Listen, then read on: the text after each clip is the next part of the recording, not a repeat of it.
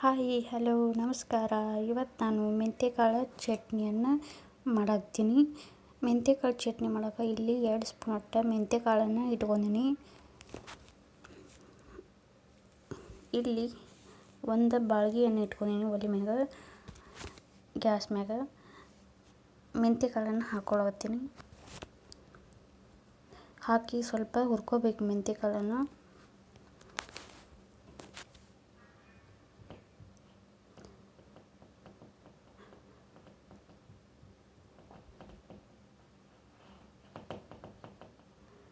ಮೆಂತ್ಯಕಾಳು ಸ್ವಲ್ಪ colour change ಆಗೋ ಮಟ್ಟ ಹುರ್ಕೋಬೇಕು.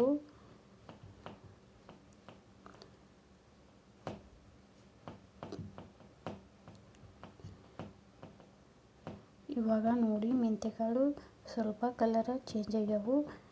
ಇವಾಗ ಮೆಂತ್ಯಕಾಳೆಲ್ಲ ಹುರಿದವು ತೆಗೆದ ಒಂದು ಪ್ಲೇಟಿಗೆ ಹಾಕ್ಕೊಂಡಿನಿ ನಾನು. ಇದೇ ಬಾಳ್ಗಿಗೆ ಒಂದು 5 ಮೆಣಸಿನ್ಕಾಯನ್ನು ಹಾಕ್ಕೊಂಡಿನಿ. ಇದ್ರೊಳಗೆ ಸ್ವಲ್ಪ ಕರಿಬೇವನ್ನು ಹಾಕ್ಕೊಂಡಿನಿ. ಎಲ್ಲ ಹಾಕಿ ಇವನು ಸ್ವಲ್ಪ ಹುರ್ಕೊಳತ್ತೀನಿ ನಾನು.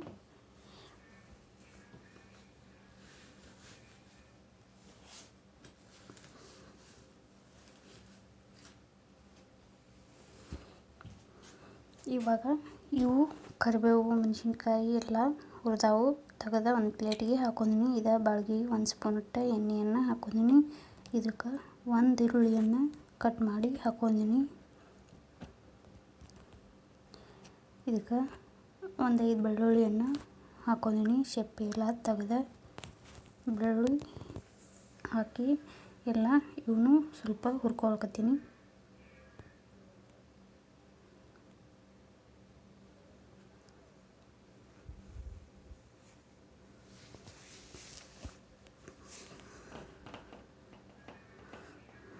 ಇವನು ಸ್ವಲ್ಪ ಹುರಿದು ಇವಾಗ ನೋಡಿ ಎಲ್ಲ ಹುರಿದವು ಸ್ವಲ್ಪ.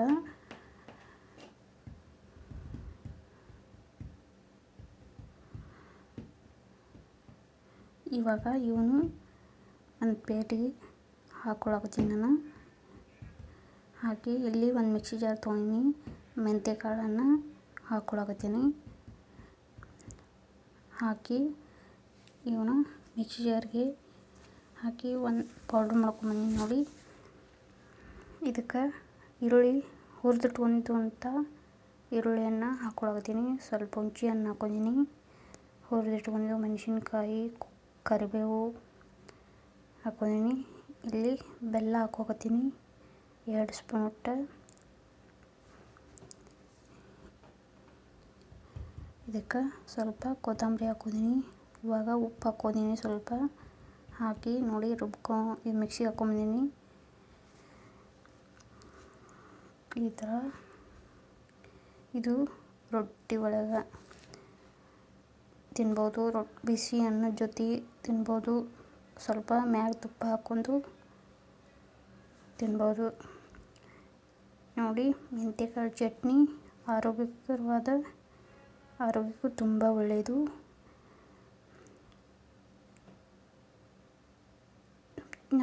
ನಮ್ಮ ಚಾನಲ್ ಸಬ್ಸ್ಕ್ರೈಬ್ ಮಾಡ್ಕೊರಿ, ಲೈಕ್ ಮಾಡಿ, ಶೇರ್ ಮಾಡಿ, ಕಮೆಂಟ್ ಮಾಡಿ.